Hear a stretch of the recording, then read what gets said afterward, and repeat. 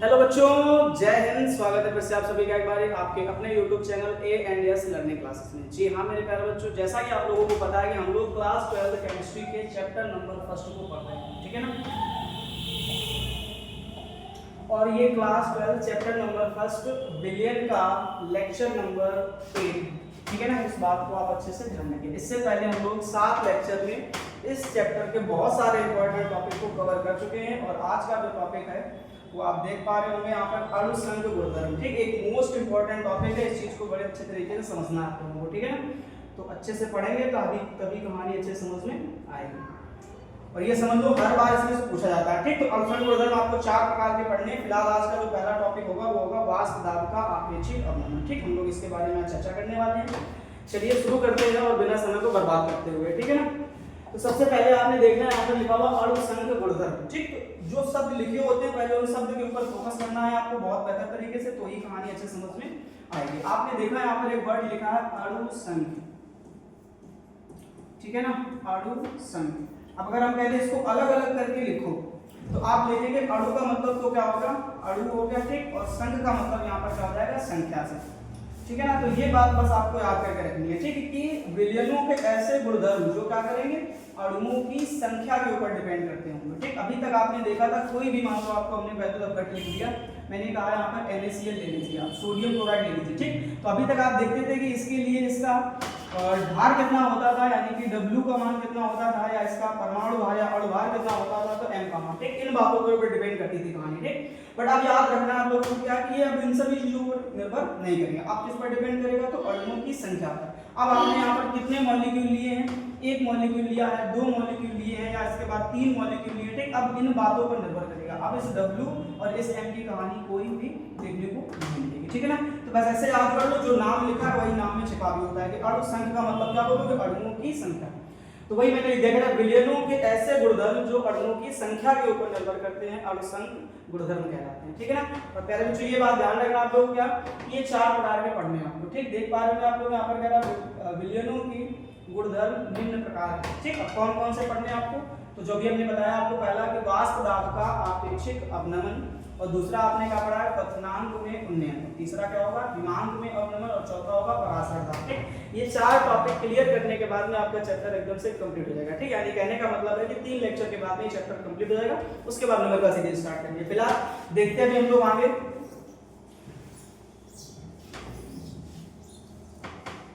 चलो तो सबसे पहले हम लोग बातचीत करते हैं, पहला एक टॉपिक क्या, वाष्प दाब का अवनमन, ठीक। आपेक्षिक अवनमन समझने से पहले आपको वाष्प दाब का अवनमन समझना पड़ेगा, ठीक है ना। अब वाष्प दाब के अवनमन को समझो ध्यान से। ये हमने यहाँ पर क्या ले लिए, 2 बीकर ले लिए, ठीक। अब इन 2 बीकर की कहानी को समझना बड़े प्रेम से, तभी आपको कहानी आगे की समझ में आएगी, ठीक। हमने कहा आपसे कि यहाँ पर आप कितने इस तरीके से 2 बीकर ले लेना, ठीक। और 2 अलग अलग इसमें से पदार्थ ले लेंगे, ठीक। अब ये हमारे पास में एक पदार्थ है, ठीक। और इसमें केवल और केवल मैंने कहा पानी है, केवल और केवल क्या है, पानी है, ठीक। इस चीज को समझ लो। अब अगर केवल पानी है तो हमने क्या बोला था कि ये एक विलायक होगा, ये क्या होगा, एक विलायक होगा, ठीक है ना। इस चीज को समझना था ध्यान से। अब इसमें हमने कहा आपसे कि पानी के साथ साथ आपने 2 पदार्थ और मिला दिया, ठीक है। हमने कहा पानी के साथ साथ आपने इसमें एक पदार्थ और मिला दिया, ठीक। इस पदार्थ का नाम हो गया मान लो चीनी, ठीक है ना।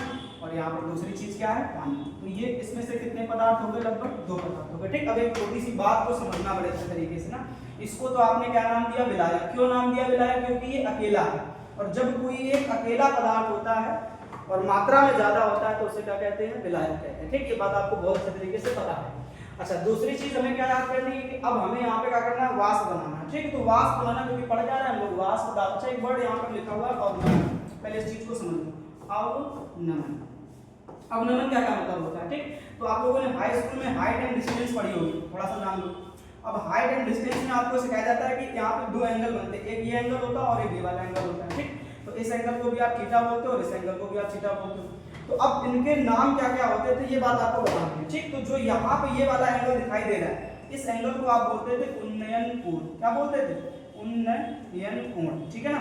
इसको आप कहते थे उन्नयन कोण। क्यों कहते थे? क्योंकि इस एंगल की वैल्यू हमेशा ऊपर की तरफ बढ़ती थी और उन्नयन का मतलब ही यही होता है, वृद्धि करना, ठीक। तो बस ये याद कर लो, है ना। अब यहाँ पर क्या लिखा? अवनमन। ये एंगल धीरे धीरे नीचे की तरफ क्या होता है? कम होता है। अब कम होता है इसलिए इसका नाम क्या पड़ा था? अवनमन कोण, ठीक है ना। तो इस तरीके से इसको याद कर लो। तो अवनमन का एक सीधा सा मतलब होता है कमी। क्या होता है? कमी, ठीक है। इसमें कमी दिखानी है तो बोलोगे वाष्प पदार्थ में कमी दिखानी। आएगी कैसे ये कमी? तो इसके लिए आपको छोटी सी बातें समझनी पड़ेगी, ठीक है ना। तो फिलहाल देखते हैं जरा ध्यान से और चीज को समझने की कोशिश करते हैं।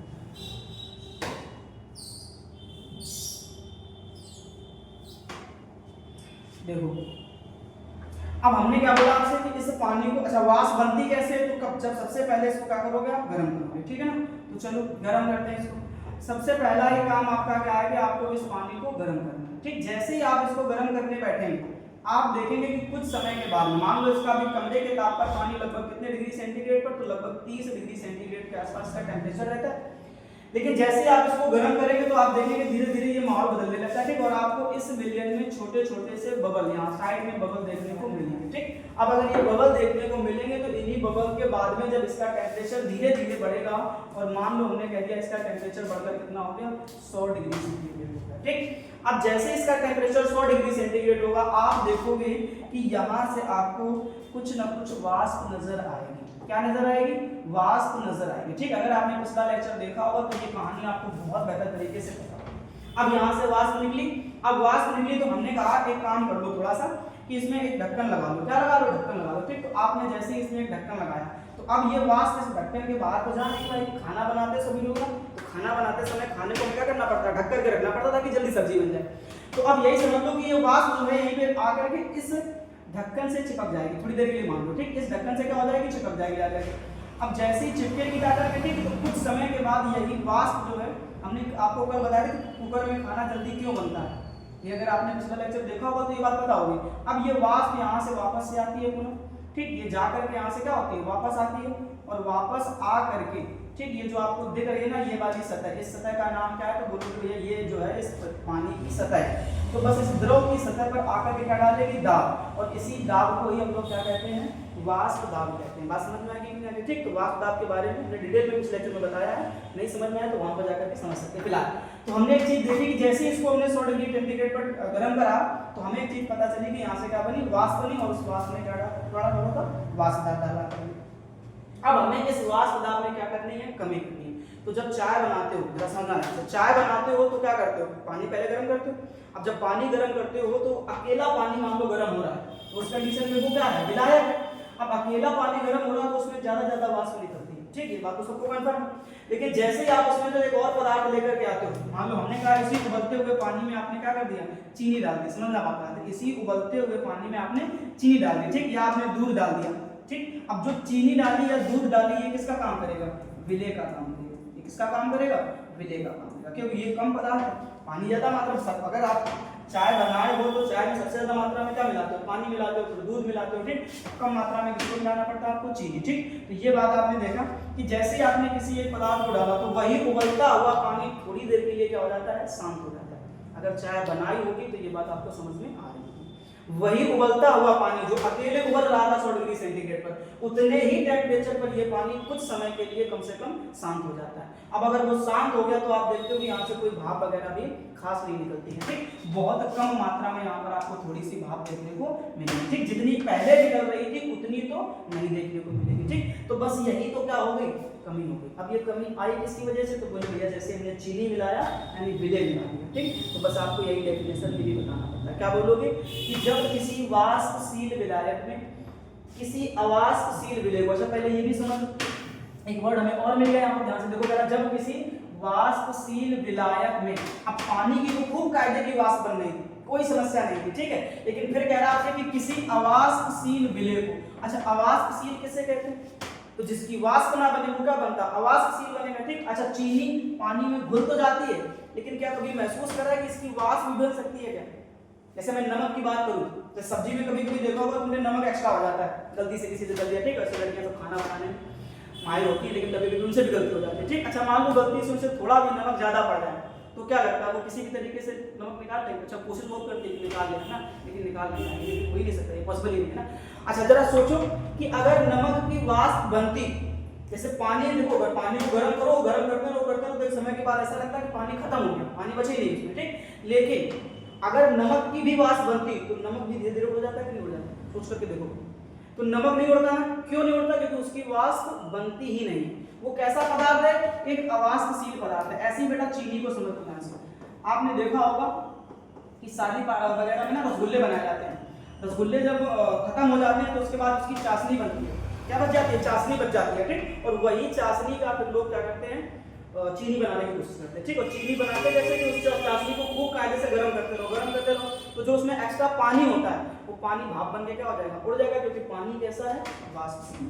पानी कैसा है? वाष्पशील है, इसलिए उसकी वाष्प बन के वो क्या हो जाएगा? उड़ जाएगा। लेकिन चीनी जो है वो कैसी होती? अवाष्पशील होती, वो 1% उड़ती नहीं है, ठीक। और फिर जाकर के धीरे धीरे लास्ट में वो क्या बन जाती है? चीनी बन जाती है, ठीक। तो यही आपको यहाँ पर भी समझना कि हमने क्या बोला कि जब किसी वाष्पशील विलायक में किसी अवाष्पशील विलेय को मिलाया जाता है तो वाष्प दाब पहले की तुलना में थोड़ा सा कम हो जाता है। वाष्प दाब इधर अच्छा खासा बन रहा, इधर पे क्या हो जाएगा? कम हो जाएगा, ठीक। और जिसे हम लोग क्या कहते हैं? वाष्प दाब में अवनमन कहते हैं। ये बात कंफर्म होगी कि नहीं, ठीक। तो आपको ये ध्यान रखना है पहले से क्या कि जब किसी वाष्पशील विलायक में किसी अवाष्पशील विलेय को मिलाया जाता है तो पहले की तुलना में वाष्प दाब में कमी आ जाती है, जिसे हम लोग वाष्प दाब का अवनमन कह देते हैं, ठीक। अच्छा अब ये प्योर विलायक है। अब विलायक के वाष्प दाब को किससे लिखा जाता है? तो आपको ध्यान रखना P0 से, ठीक। अकेला है, कायदे की वाष्प बना रहा, कोई दिक्कत नहीं, इसको किससे लिख देना? P0 से। अच्छा यहाँ पे क्या हो गया?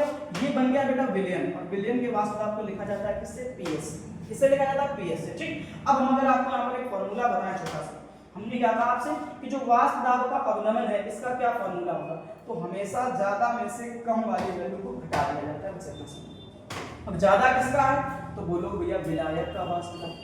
तो यहाँ पर आप क्या लिखेंगे? विलायक का वाष्प दाब, ठीक।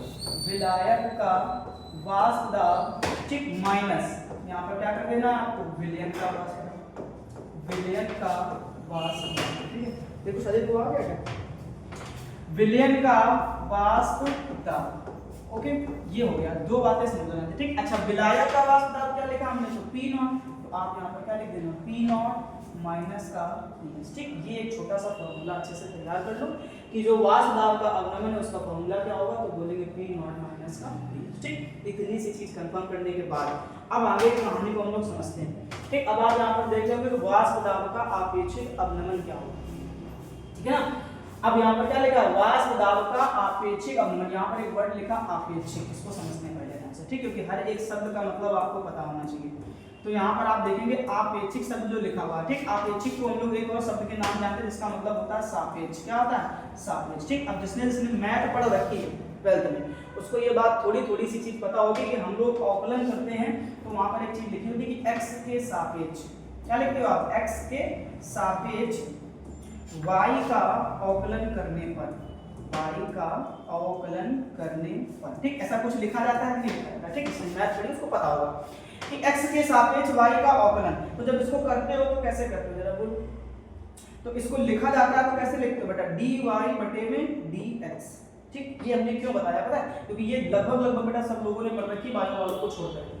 हमने इसलिए बताया बेटा कि जिसके सापेक्ष कोई चीज पूछी जाती है, जिसके सापेक्ष कोई चीज पूछी जाती है वो हमेशा कहाँ लिखी जाती है? नीचे लिखी जाती है। ये बात अच्छे से याद कर लो, ठीक। जिसके सापेक्ष कोई चीज पूछी जाएगी वो हमेशा कहाँ लिखोगे? नीचे। तो किसके सापेक्ष पूछेगी? बोले भैया x के सापेक्ष पूछेगी, तो हमने x को कहाँ लिख दिया? नीचे लिख दिया। ये बात कंफर्म है कि नहीं? अब वही बात देखो ऊपर भी लिखी हुई है, ध्यान से देखो क्या कहना है? शुद्ध विलायक के वाष्प दाब के सापेक्ष, शुद्ध विलायक के वाष्प दाब के सापेक्ष वाष्प दाब का अवनमन, वाष्प दाब का आपेक्षिक अवनमन कहलाता है, ठीक। आपने पढ़ा भी थोड़ी देर पहले कि जो शुद्ध विलायक होता है उसका वाष्प दाब क्या होता है? P0। तो कह रहा शुद्ध विलायक के वाष्प दाब के सापेक्ष, सापेक्ष बोला तो नीचे लिख दिया।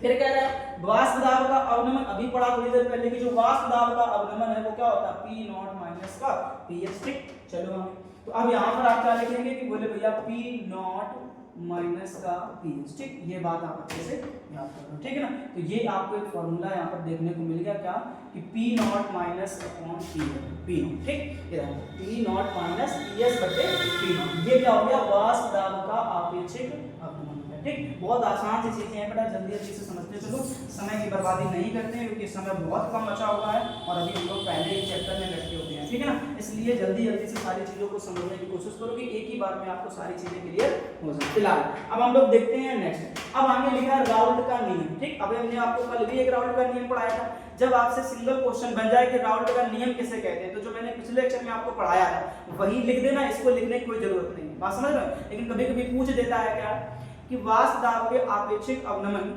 वाष्प दाब के आपेक्षिक अवनमन से संबंधित राउल्ट का नियम है, ठीक। तब फिर आपको ये लिखना पड़ेगा ना, अन्यथा आपको वही पीछे वाला लिखना जरूरी नहीं है, इसको लिखो, ठीक। फिलहाल समझते हैं। कह रहा वाष्प दाब का आपेक्षिक अवनमन जो है वो विलयन में उपस्थित विलेय के मूल अंश के बराबर होता है। अब वाष्प दाब का आपेक्षिक अवनमन आपने क्या पढ़ा, सोचो। वाष्प दाब का आपेक्षिक अवनमन आपने पढ़ा अभी थोड़ी देर पहले, क्या कि पी नॉट, ठीक है ना, माइनस का पी एस बटे पी नॉट, यही तो पढ़ा। वाष्प दाब का आपेक्षिक अवनमन का फॉर्मूला क्या था, P not minus P S बटे पी नॉट, ठीक, बराबर। अब कह रहा है ये बराबर है किसके, कह रहा विलयन में उपस्थित विलेय के। अब देखो थोड़ी देर पहले भी आपने देखा यहाँ पर क्या है, ये पूरा का पूरा क्या बना हुआ है, विलयन बना हुआ है, ठीक। क्यों विलयन बना हुआ, हमने आपसे कहा था जहां पर विलेय और विलायक दोनों चीजें आपस में मिल जाती है वो क्या बन जाता है, विलयन। अब विलयन सॉरी यहाँ पर विलेय क्या है, चीनी। तो अगर इस चीनी के मूल अंश की बात करो तो हमने क्या बोला था, विलेय को हमेशा किससे माना जाता है, ए से, और विलायक को किससे माना जाता है, बी से। अब अगर हमें विलेय का मूल अंश बताना है तो आप याद रखेंगे आप x से, और अगर विलायक का मूल अंश बताना है तो हमें क्या लिखना पड़ेगा, x से। भी फिलहाल हमसे जो पूछा गया है वो ये कह रहा है क्या कि विलेय के मूल अंश के बराबर होता है। तो विलेय का मूल अंश, पहले तो मूल अंश को किससे लिखना, x से, और विलेय का मूल अंश क्या होता है, a होता है, ठीक। तो जो फॉर्मूला मिला आपको वो क्या मिला, p नॉट माइनस का ps बटे p नॉट बराबर x के, क्लियर। अब अगर हम आपसे कहते हैं कि इसी कहानी को थोड़ा सा और आगे बढ़ा दो तो आप फिर से क्या लिखेंगे, बोले भैया p नॉट माइनस का ps बटे p नॉट, ठीक। अब ये बराबर किसके हो जाएगा, तो आप बोलेंगे ये बराबर होगा ये किसके, विलेय के मूल अंश के। और हमने आपको पढ़ा रखा है कि जो विलेय का मूल अंश होता है वो क्या होता है, Na बटे Na प्लस का Nb, ये फॉर्मूला पढ़ा है, ठीक। ये हमने सब सिखा रखा बेटा, अगर पिछले लेक्चर आपने देखे हो तो ये सारी की सारी कहानी आपको समझ में आ रही होगी, कोई प्रॉब्लम नहीं है, ठीक। लेकिन अगर आप डायरेक्ट यहाँ पर लेक्चर देखने आए पहला ही कि हमें बस ये समझ में जाए थोड़ी सी कठिनाई होगी आपको, ठीक। अब हम लोग थोड़ी सी और बातें करते हैं। हमने कहा आपसे कि ये जो आपको Na दिख रहा है ये क्या है, तो आप बोलेंगे भैया विलेय के मूलों की संख्या, क्या होता है, विलेय के मूलों की संख्या, है ना, ऐसे विलेय के मूलों की संख्या, ये ध्यान रखना, ठीक। उसके बाद में जो दूसरा लिखा है ये क्या लिखा हुआ है, तो क्या बोलोगे, जो Nb लिखा हुआ है ये किसका हो जाएगा, विलायक के मूलों की संख्या, क्या बोल देना, विलायक के मूलों की संख्या। दो बातें क्लियर हो गई। अब Na और Nb ऐसे लिख दिया। अब हमने कहा एक काम करो, इन्हीं को जो है ना, ठीक, जो आपको Na दिख रहा है इसको स्मॉल n मान लो, और जो Nb दिख रहा है इसको क्या मान लो, कैपिटल N मान लो। थोड़ी देर के लिए मान लेके क्या ही जाता है ना, मैथ के स्टूडेंट हो मान सकते हो कुछ भी है ना, तो ये ध्यान रखना। अच्छा, फिर उसके बाद हमने कहा था कि अगर ये मान नहीं होते इस फॉर्मूले को भी थोड़ा सा चेंज करके लिख लो। अब यही फॉर्मूला जो यहाँ पे लिखे हो ये थोड़ा सा बदल जाएगा, क्या मिलेगा आपको, फिर बोलो भैया कि पी नॉट माइनस का पी एस बटे पी नॉट, ठीक, बराबर। अब देखो जरा ध्यान से, जहाँ स्मॉल n ए लिखा था वहाँ पे क्या लिखना है, केवल स्मॉल n लिख देना बटे स्मॉल n प्लस का कैपिटल N, ठीक। ये फॉर्मूला जल्दी से याद कर लो और यहाँ तक आपको केवल राउल्ट का नियम लिखना है, ठीक। बस इतना समझना चाहिए, यहाँ से न्यूमेरिकल नहीं बनेगा। तुम सोचो इस फॉर्मूले से न्यूमेरिकल बनाना, न्यूमेरिकल अभी नहीं बनने वाला, बात समझा लेना, ठीक। न्यूमेरिकल की कहानी कुछ और है, अभी बताते हैं कैसे, लेकिन इतना याद कर लो जब राउल्ट का नियम पूछा जाए तो यहीं पे लिख देना, इतना बस बात खत्म हो जाएगी, ठीक। अब न्यूमेरिकल वाला फॉर्मूला कैसे बनेगा जरा समझो। हमने आपसे कहा, देखो यहाँ पे वापस आता है, ठीक। हमने कहा इसमें जो पानी की मात्रा लेनी है आपने कितनी ले लेनी है, 1 लीटर ले लेनी। चलो हमने ये बोल दिया आपसे कहा कि पानी कितना ले लो, 1 लीटर ले लो, ठीक। और इस 1 लीटर पानी में आपसे कहा जाए कि काम करो 5 ग्राम चीनी मिला दो, क्या मिला दो, 5 ग्राम चीनी मिला दो, तो क्या लगता है मीठा महसूस कर पाओगे क्या? सोचो 1 लीटर पानी में 5 ग्राम चीनी आपको कोई डाल के दे दे अनजाने में, ठीक। आपको ये ना बताया कि हम चीनी डाल कर लिया, ठीक। आप पी लोगे, आपको पता भी नहीं चलेगा कि इसमें जरा सी भी मिठास थी, क्योंकि उसका कोई मतलब नहीं निकलता, क्योंकि उसकी जो मात्रा है वो बहुत कम है, बात समझ रहे हो, और पानी की मात्रा बहुत ज्यादा है, बात समझ रहे हो। तो ये आपको समझना पड़ेगा बेटा ना कि जब विलेय की मात्रा बहुत कम होती है तो विलयन ही किसके बराबर होता है, विलायक। तो दोनों बातें हैं तो लगभग इसका मतलब है कि बराबर होते हैं।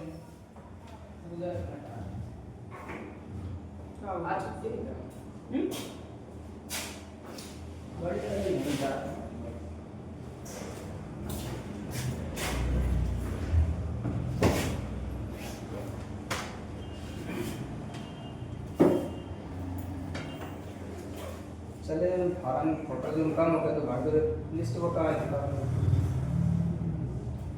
चेक कर ले वहाँ सब बात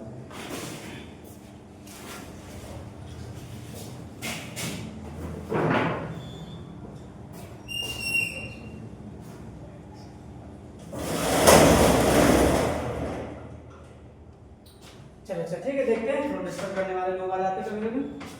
हमने क्या बताया आपको कि चीनी की मात्रा यहाँ पर कितनी मिलानी, 5 ग्राम, और पानी कितना है बेटा, बोले 1 लीटर। अब 1 लीटर पानी में 5 ग्राम चीनी का कोई मतलब नहीं निकलता, जैसा आपने पहले पिया था वैसे ही वैसा आपको लगेगा, कोई इसमें ज्यादा आपको देखने को चीजें नहीं मिलेगी। अगर ऐसी ही कहानी है तो जरा इस चीज को भी समझ सकते हो आप, क्या कि यहाँ पर जो आपको दिख रहा है ना, ये नीचे की कहानी, ठीक, इसमें आपको ये जो लिखा है ना वो किसके पर, देखो अगर विलेय के मोलों की संख्या, अब हमने कहा जो विलेय है आपका वो भी बहुत कम है, बहुत कम है। अब कम है तो इसको हटा ही दो, क्या ही दिक्कत है ना।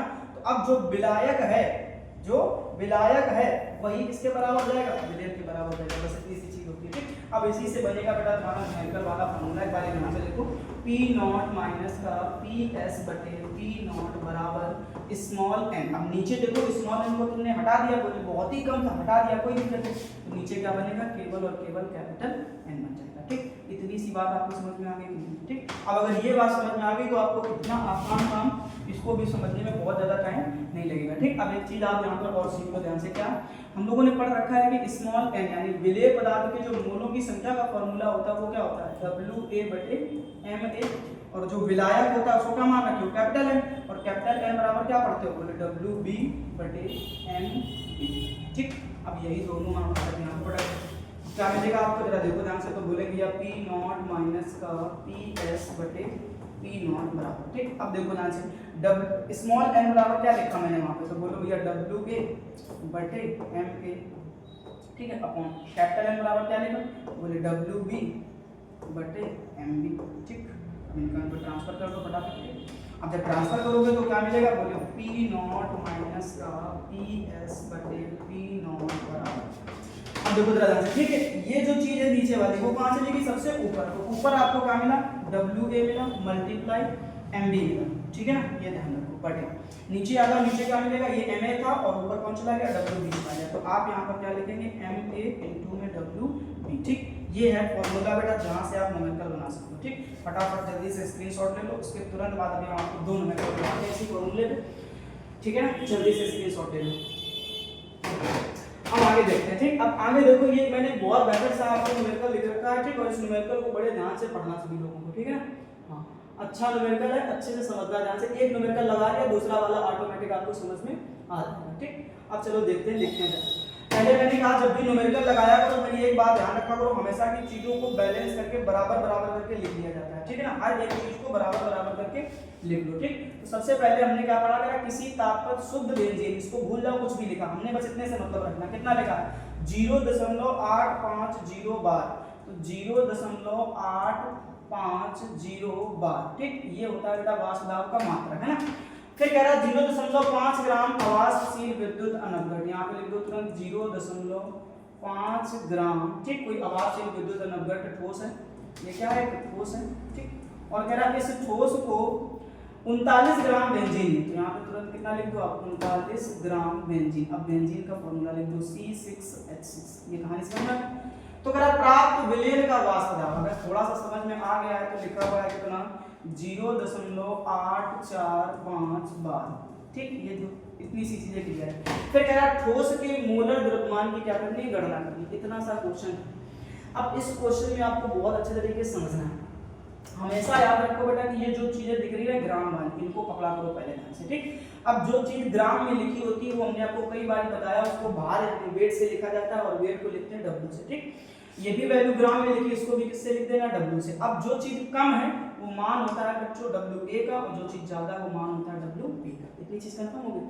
अब उसके बाद आपको ध्यान रखना है क्या कि हमने विलेय किसको माना है। देखो ध्यान से, ये जो ठोस पदार्थ है ये हमारा क्या होता है, मतलब विलेय हो गया। ये ठोस पदार्थ जो है ये क्या हो गया, हमारा विलेय हो गया। ठीक, अब इसका मतलब यानी जो बेंजीन दिख रहा है ये आपका क्या हो जाएगा, विलायक हो जाएगा। इतनी सी चीज कंफर्म है कि नहीं। ठीक, अब अगर ध्यान से देखो तो ये बेंजीन है। अब देखो पहली वाली लाइन को पढ़ो, अगर किसी ताप पर शुद्ध बेंजीन का वाष्प दाब, अब बेंजीन को आप क्या मान रहे हो, विलायक। तो ये जो बात लिखी है वो ये लिखी विलायक का वाष्प दाब, और विलायक का वाष्प दाब अभी थोड़ी देर पहले आपने पढ़ा किससे लिखा जाता है, P0 से। ठीक, अच्छा P0 से लिख दिया, फिर लास्ट में क्या लिखा है, तो अगर प्राप्त विलेय का वाष्प दाब। अब विलेय का वाष्प दाब क्या होता है, सबको पता है बेटा, PS क्या होता है, PS। ठीक, इतनी सी कहानी समझ में आ गई कि नहीं। अब जो पूछा गया है वो कह रहा है ठोस के मोलर द्रव्यमान, तो ठोस ये विलेय है ना, तो विलेय का मोलर द्रव्यमान, तो विलेय के मोलर द्रव्यमान को लिखा जाता है किससे, Ma से। ठीक, ये ध्यान रखना। अभी जो फार्मूला बना कर उसको लिख दो एक बार। तो फार्मूला क्या पढ़ा, बोले भैया P0 माइनस का PS बटे P0, ठीक, बराबर WA बटे MA, ठीक है ना, इनटू WB, और ऊपर क्या लिखे थे, MB। यही तो फार्मूला पढ़े थे। अब इस फार्मूले में जो मुझे मान पूछा गया वो किसका पूछा गया, बोले MA का पूछा गया। अब दिख किसका किसका रहा ये समझ लो। तो देखो P0 का मान बोले हाँ दिया गया है, PS का मान बोले ये भी दिया गया, कोई समस्या नहीं। आगे चलो WA का मान बोले ये भी दिया गया है। ठीक, आगे चले WB का मान बोले ये भी दिया गया है। अच्छा MB का मान अगर कहीं से जुगाड़ होकर मिल जाए तो MA के मान की कहानी हम बना सकते हैं आराम से। तो अब MB के मान की जुगाड़ कैसे करेंगे तो सुनो पहले बच्चों। ठीक, हमने क्या बोला कि WB के सामने, किसके सामने, WB के सामने जब भी कोई फॉर्मूला लिखा मिलता है उस फॉर्मूले से हमें मान बना लेना होता है किसका, MB का। WB के सामने जो फॉर्मूला लिखा मिलेगा उससे किसका मान बना, MB का। अब अगर आपसे कोई पूछे कि MB का मान, चलो मैं यहीं पे सेट कर दे रहा हूं। ठीक, अब अगर MB का मान आपको बनाना है, बड़ा ही आसान काम है। फॉर्मूला देखो कितना लिखा है, बोले भैया C6H6 लिखा हुआ है। ठीक, इसके परमाणु भारों को आपस में सबको जोड़ दो फटाफट। ठीक, एक कार्बन का परमाणु भार कितना होता है, 12, तो 6 का कितना हो जाएगा, 72, तो 72 इसका मिलेगा। एक हाइड्रोजन का कितना होता है, 1 होता है, तो 6 का कितना हो जाएगा, 6, तो 72 और 6 कितना हो जाएगा, 78। तो MB का जो मान मिला वो कितना मिला आपको, 78 मिला। ये कहानी सबको पढ़ने पड़ेगी। फिर से सुनो ध्यान से, क्या WB के सामने जो फॉर्मूला लिखा मिलेगा उससे मान किसका बन जाता है, MB का। WA के सामने अगर ठोस की जगह कोई फॉर्मूला लिखा होता तो हमें MA का मान पता चल जाता, फिर निकालने की जरूरत ही नहीं पड़ती। ठीक, लेकिन ठोस लिख दिया है मतलब हमें किसी के MA के मान की पता करना। अब जल्दी से फॉर्मूले में सबके मान को कैलकुलेशन कर लो, आंसर आ जाएगा। P0 का मान कितना है, 0.850 माइनस 0. PS का मान कितना है, तो 0.0845। ठीक, बटे फिर से रख दो वही 0.850 बराबर। अब देखो बेटा WA का मान क्वेश्चन में कितना दिया गया, तो बोले भैया 0.5 इनटू, अब देखो यहाँ पर MB लिखा, MB का मान कितना निकाले हो, तो बोले 78 निकाले। ठीक, बटे MA का मान तो आपको कैलकुलेट ही करना है, मल्टीप्लाई। ठीक, उसके बाद देखो WB का मान क्वेश्चन में कितना दिया गया, 39, तो यहाँ पर कितना रख दो, 39। ठीक, अब एक दूसरे को निपटा दो। 10 में से 5 घटाओ तो कितना मिलेगा, बोले 5 मिलेगा। इधर बचा 4 में से 4 गया तो कितना बचेगा, 0। इधर 8 बचा, 8 में 8 गया तो बचेगा कितना, 0 दशमलव लगा दो, 0 लगा दो, आगे बढ़ जाओ। नीचे बेटा क्या लिखा है, तो बोले 0.850 बराबर। इधर आ जाओ, इसका पॉइंट हटाया हमने, कहा नीचे एक 0 बढ़ा दो। कोई समस्या किसी को, बोले बिल्कुल नहीं। अब सुनना, यहाँ पे कितना हो जाएगा, 39 हो जाएगा। ठीक है ना, अब 39 से काटेंगे तो 39 गुना कितना हो जाएगा, 78। ठीक, अब दशमलव हटाया तो नीचे क्या बन गया तुम्हारा, एक 0 बन गया। अब 5 से निकाल दो, 5 से काटा तो 5 दूनी 10। ठीक, अब इस 2 से ये 2 पूरा कर दिया कि नहीं कर दिया। अब इधर बचा बेटा कितना, ऊपर 1, नीचे बचा है कितना, MA। ठीक, इतना बचा। अब इधर देखो 3 अंक के बाद ऊपर, 3 अंक के बाद नीचे, दशमलव से दशमलव को निपटा दो। अब 5 है तो 5 से काटो तो 5 एकम 5। ठीक, कितना बचा, 3 बचा। इधर हो जाएगा कितना बेटा, 35। ठीक, तो अब काटो जरा, 5 7 35। ठीक, अब उसके बाद में 0 क्रॉस मल्टीप्लाई करा लेना तो मिलेगा आपको क्या कि MA बराबर 170 ग्राम प्रति मोल। ठीक, देखो ये है बेटा, क्या लगा, ये बहुत टफ था क्या, बहुत आसान सी चीज है बेटा। ठीक है ना, अगर आपने ये सारे के सारे डाटा कलेक्ट करना सीख लिया तो कैलकुलेशन बड़ी आसान होती है, सारी चीजें आप बड़ी आसानी से निकाल सकते हैं। ठीक है, फटाफट इसका स्क्रीनशॉट ले लो, एक नंबर का और उसको भी लगा लेते हैं, फिर इसके बाद लेक्चर को कंप्लीट करते हैं। ठीक है, देखो सेम वैसा ही क्वेश्चन दे दिया। ठीक है, इसको भी बड़े ध्यान से पढ़ लेना है आपने। कह रहा है कि किसी ताप पर विलायक का वाष्प दाब। ठीक, अब इसमें तो लिख करके दे दिया ना, तो अगर लिख के दे दिया है तो ज्यादा समस्या नहीं होती। विलायक का वाष्प दाब क्या होता है, P0 कितना दिया गया है, बोले 0.416 बार। ठीक, उसके बाद कह रहा है कि 0.5 ग्राम अब इसको कितना लिख दो 0.5 ग्राम, ठीक। और एक विद्युत अलवगट ठोस को, फिर से ये क्या कह दिया आपसे, कह रहा है ये ठोस है। अब इसको कह रहा है आपसे क्या कि 42 ग्राम विलायक में, ठीक। तो 42 ग्राम विलायक, ये विलायक, अब इसी विलायक का मान भी दे रखा, मोलर द्रव्यमान, ठीक। कितना दिया गया 84, तो 84 ग्राम प्रति मोल, ठीक। इसको भी लिख लो फटाफट। अब मेरा प्राप्त विलयन का वाष्प दाब, विलयन का वाष्प दाब क्या होता है, सबने पढ़ रखा बेटा, पीएस। अच्छा पीएस का मान कितना दिया गया, बोले 0.414 बार, ठीक। ये अब फिर कह रहा आपसे कि ठोस के मोलर द्रव्यमान, तो हमने बताया आपको क्या कि जो ग्राम में ये भी ग्राम में, मतलब ये वाला मान किसका हो जाएगा WA का, ये मान किसका हो जाएगा WB का। अब WB से जो मान बनाए होते हैं वो किसका मान होता है, MB का। देखो ध्यान से कितना दिया था 84 ग्राम प्रति मोल। अब आपसे पूछा गया ठोस के मोलर द्रव्यमान, ठोस का मोलर द्रव्यमान क्या होता है MA, ठीक। इस बारी सबके मान दे रखे क्वेश्चन में, कुछ नहीं करना, केवल फॉर्मूला लगाना है, आंसर बना देना। लिखो फटाफट साथ में P0 माइनस का PS बटे P0 बराबर, ठीक। ऊपर क्या पढ़ा था आपने, WA बटे MA, ठीक है ना, और इनटू WB, और ऊपर क्या लिखते थे MA, ठीक। इस फॉर्मूले में सभी के मान रखो फटाफट।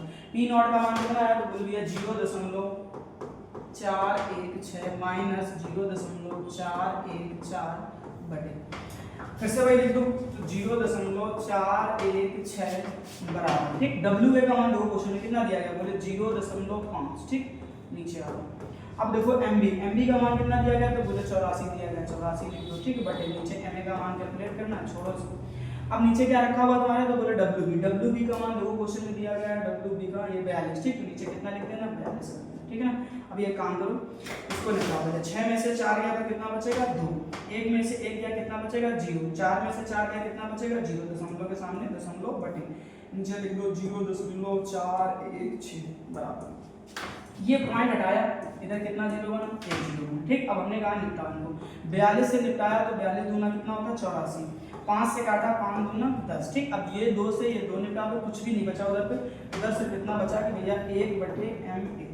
अब हमने कहा इसको निपटा दो, पहले पॉइंट से पॉइंट को हटा दो, किसको हटा दो, पॉइंट से पॉइंट को। अब 2 से काट लो, 2 से काटा 2 दूनी 4, ठीक। बीच में 0 लगाओ और 2 8 16, क्रॉस मल्टीप्लाई करा दो, तो क्या मिलेगा आपको कि MA बराबर 208 ग्राम प्रति मोल, क्या कहते हैं ना 208 ग्राम प्रति मोल, ठीक। ये था क्वेश्चन। अगर पहला वाला पल्ले पड़ गया, दूसरा वाला उससे ज्यादा आसान तरीके से आपने समझ लिया होगा, ठीक है ना। फटाफट इसका भी स्क्रीनशॉट ले लो, और आज के लेक्चर को हम लोग यहीं पर कंप्लीट करते हैं, ठीक है ना बच्चों। आज के लेक्चर में इतना ही, हम लोग फिर से मिलेंगे इसके नेक्स्ट टॉपिक यानी कि क्वथनांक में उन्नयन के साथ में, ठीक है ना। तब तक के लिए जय हिंद, ख्याल रखना और अच्छी तरीके से मेहनत करते रहना अपने आने वाले बोर्ड एग्जाम की तैयारी के लिए, ठीक है ना।